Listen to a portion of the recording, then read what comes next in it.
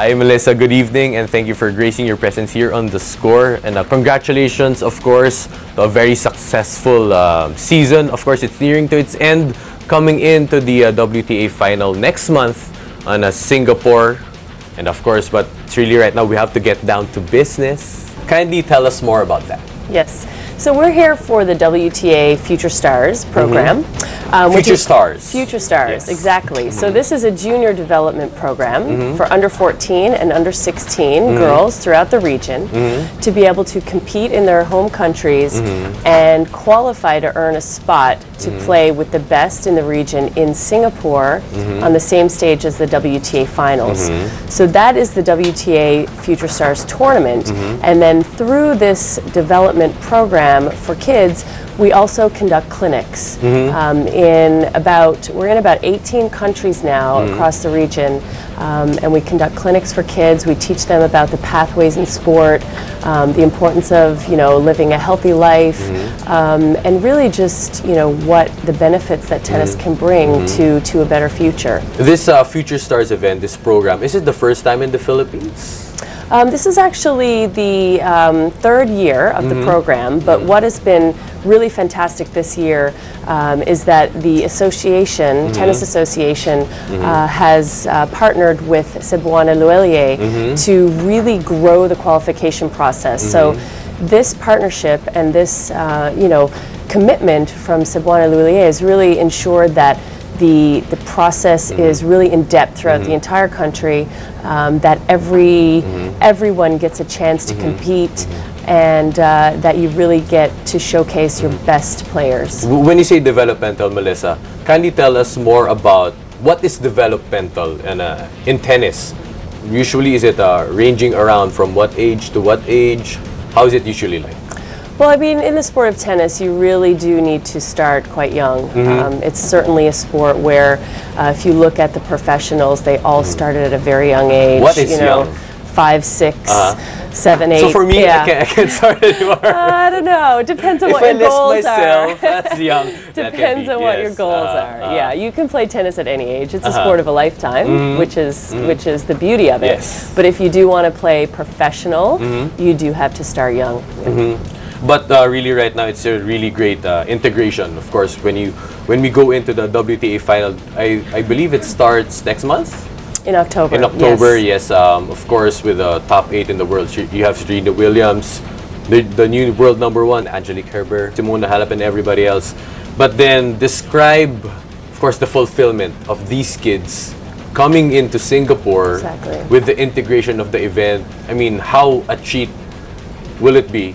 For the kids. I mean, you already done it for your 3rd year, so how was it like during the previous years? Yeah, it really is life-changing for these young girls, and it's the opportunity that they would never normally have. And a lot of these girls never have actually left, their home city before, let alone, fly to Singapore and compete on the same stage as the top 8 players in the world, and they get mentoring opportunities, they get to speak with them, they get to learn about what exactly is it like to play on the professional tour, what does it take, what do you have to do to get there.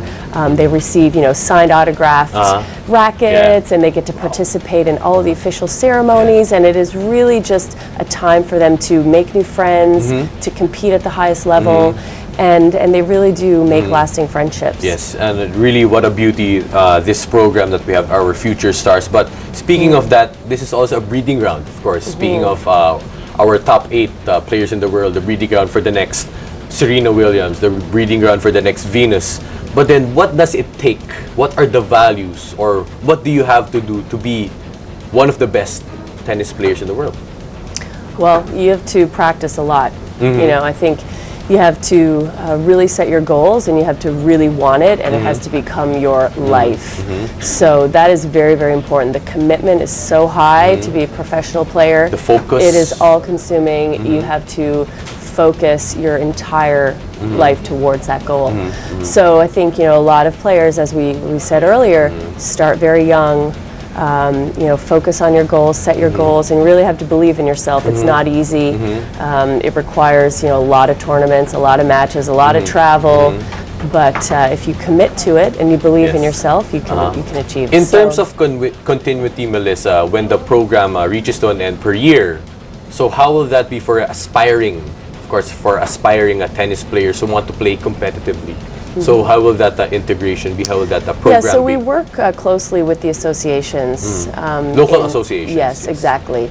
And so we work with them to, help them develop the qualifying, to work through the process with them of the players coming to Singapore and to educate them on what the program is about, to come in and do these clinics. But then once, a player is identified as, a top talent or having great potential or they really want to turn professional, the association will work with these players and help them, guide them on their path towards the WTA. And then once they reach WTA and they start to play WTA events, then they become a member of our association, and then we work with the athletes. How do you see Philippine talent so far with your three-year program here in the Philippines? Yeah, there's a huge appetite for tennis here.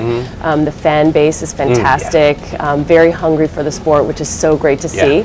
And it's really shown with how well the WTA Future Stars has taken off here in the Philippines in such a short time. At least for the fan base for women's. Yeah, exactly, Yes, exactly. And so I think that shows huge potential.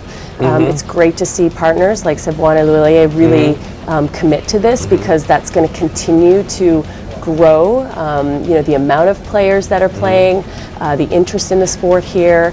And there's a correlation between the amount of events that a country has and the development of the sport in that country. So, I think there's definitely opportunity to have some more events, WTA event here in the Philippines. That would be really great to see, and hopefully one day a champion from the Philippines. Yes, of course, of course. One of the Philippines, a really very tennis-loving country also. So, Melissa, what is your message to all of the Filipino tennis fans? Well, it's thank you for coming out to the clinic today, and thank you for your support of WTA Future Stars and women's tennis. You have any message to all our endearing Filipinos? I do. Mahal namin kayo. For more sports updates, keep watching The Score. And don't forget to subscribe.